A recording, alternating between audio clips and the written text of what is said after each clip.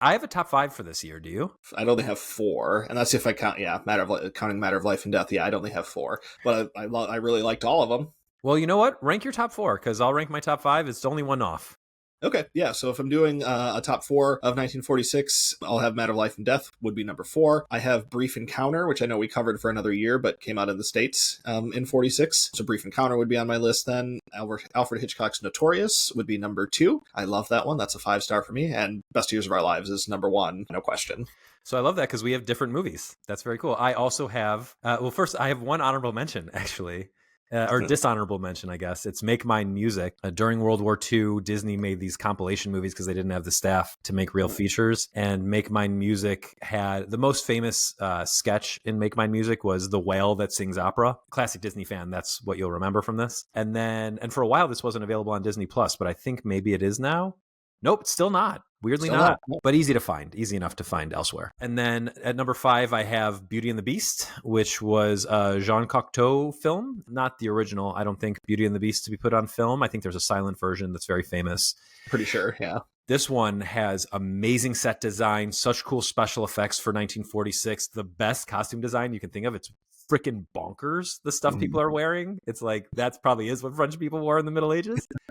It's very operatic, and I'm glad I watched it once, and I'll never watch it again. My number 4 is Archie Mayo's A Night in Casablanca, which is a Marx Brothers movie. It's a lot of fun. It's like kind of Casablanca, but the Marx Brothers. Yeah. It's a very similar thing. Nazis are trying to do something bad, and the Marx Brothers are trying to stop them. My number 3 is A Matter of Life and Death, which we talked about at great length. My last pitch, and I kind of said this before, but if you watched and enjoyed The Phoenician Scheme, or if you just thought it looked cool, definitely check out A Matter of Life and Death.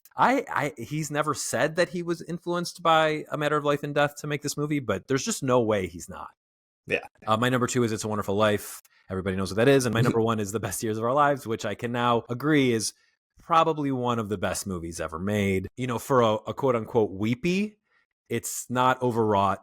It feels very real. And even by the exaggerated style of the 30s, 40s, and 50s, it feels pretty real. It really does. And there's one scene I forgot to mention that I wanted to mention. It's when Fred is working as a soda jerk. He's making sandwiches and ice cream sundaes or whatever. And I know exactly what you're about to say. And, we're going to talk about the actor you're about to talk about next week because he's an ace in the hole. Oh, good. Okay, I love this kind of synergy. Yeah. So Homer comes in to, get a whatever he's getting from the soda shop, and I think he's just coming to see Fred. Yeah, because he knows he works there, and he wants to go in and see him. And there's a guy who's already sitting there, and he initiates a conversation with Homer about his hands. Hey, how did that happen? And he goes off on him. It's like, oh, this war is for nothing, and it was a total waste, and all this stuff. And Homer, of course, stands up for himself and for for the war and everything. It's like, yeah, that scene today would be played out like the exact opposite with someone who would be criticizing the war, would be seen less as a villain. Well, it depends. Like, this guy was an American isolationist, like in the mold of Donald Trump.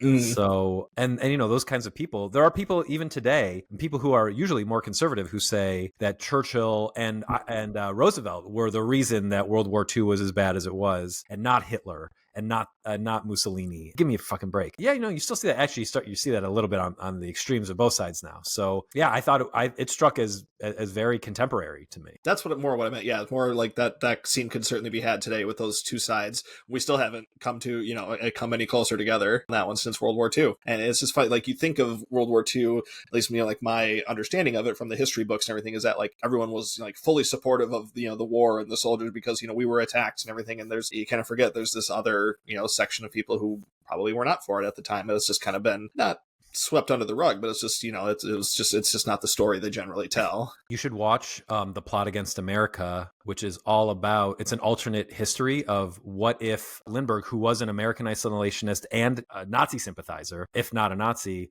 what if he beat Roosevelt for the presidency, and what would that mean for Jews in New York, basically? Yeah, really interesting HBO miniseries with John Turturro playing an American isolationist rabbi, because of course. You can't stop telling me he's not Jewish. What, he's just playing rabbis now? Like, come on. He can't keep getting away with it.